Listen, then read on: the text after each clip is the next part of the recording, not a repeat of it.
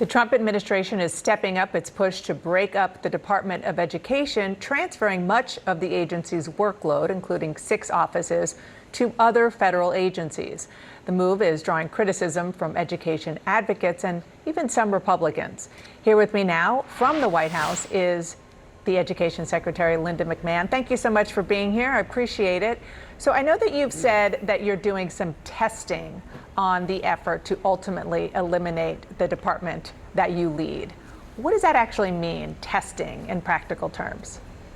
Well, Dana, thanks for having me today, and it's really great to speak with you. These are kind of first steps as we are looking to move some of the programs out of the Department of Education. What we're doing is proof of concept. In other words, we are taking some of the programs that are currently being handled at the Department of Education and moving them to different agencies. Sometimes perhaps that program was at the particular agency before there was a Department of Education, and other times this will be new, a new effort to see how it will work. And the goal is that we have thought through this very carefully. We've carefully selected the people who are being, on a temporary basis, transferred over to these different agencies. And I said what we want to do is to show Congress that this implementation works.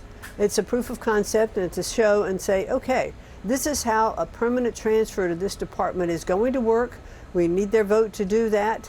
And we're not looking at this lightly. And I've kept Chairman Cassidy from the Senate and Chairman Walberg from the House informed of this. I've spoken to many congressional members already to say, this is what we're doing. We know we need to show you that it will work to do this.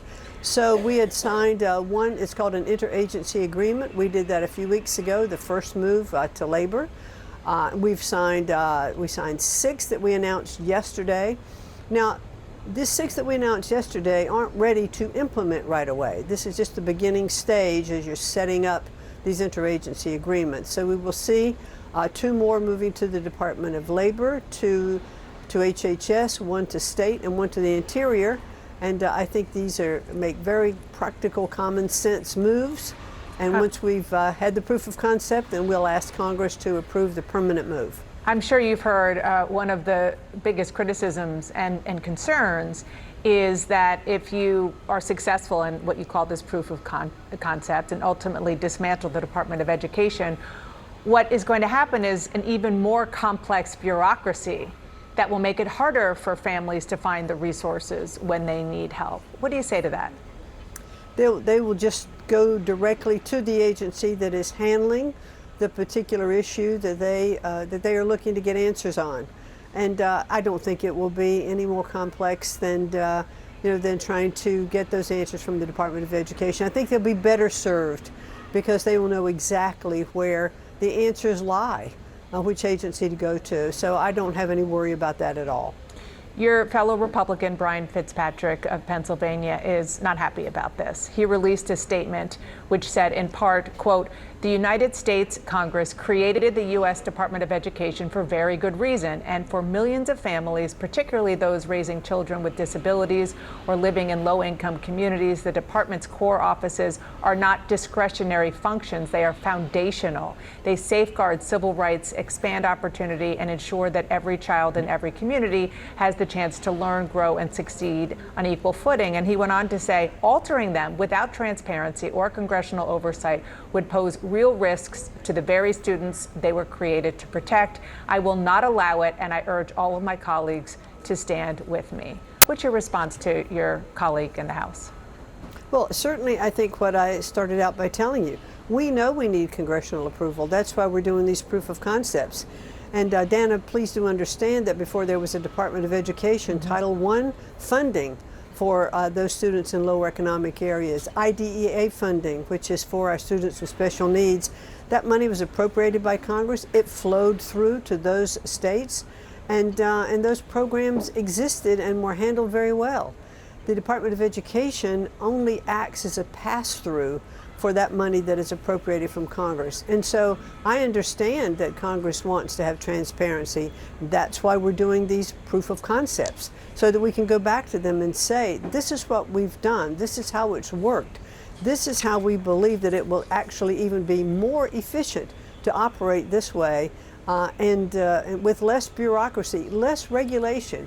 Dana, do you know that in the state of Tennessee, I got a statistic one day that told me that of a grant that went into one of the public schools, that teachers spent 47 cents of every dollar just in regulatory compliance. And as we've seen our test scores drop continuously since the Department of Education was set up, and we spent $3 trillion in the process, only to see test scores continue to fall, it's time to do something different. It's not working, so let's give it a shot. So I just want to be clear, you're talking about regulatory compliance, but you're also saying that the programs inside the Department of Education ultimately would move back, as they were before Jimmy Carter created the department, to other agencies. So how will that do anything about the red tape that you're talking about?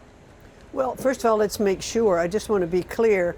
I understood you to say that would move back to the departments, not necessarily to the same departments. In fact, some of those programs might not have been created. Move out of the particular Department of time. Education.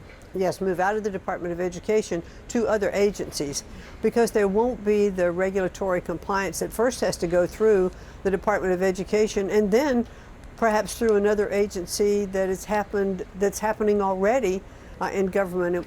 Basically, what we're not seeing is money getting to the students. You know, President Trump really does not believe that any child should be kept a prisoner in a failing school. And that's why we saw through the big, beautiful bill, the first national program for school choice. This president understands that the best education is that's closest to the child and not wrapped up in the bureaucracy of Washington. Yeah, and as you have said many times, and it is true, the Department of Education has a lot of functions, but most of the function of sort of quote unquote governing education is done at the local level, and that has been true for a long time.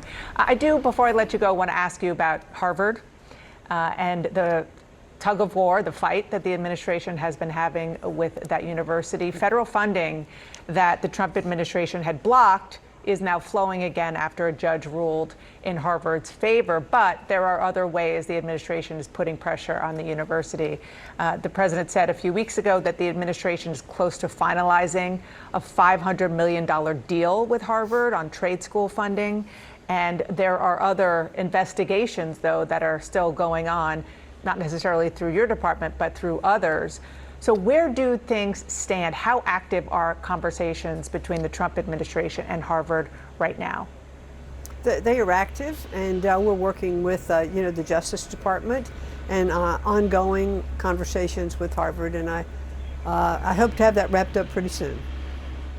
Like this week soon, or can you quantify that? No, I'm certainly not going to put a deadline on it, because when you have to go through courts and settle suits and do all of that, it just takes time.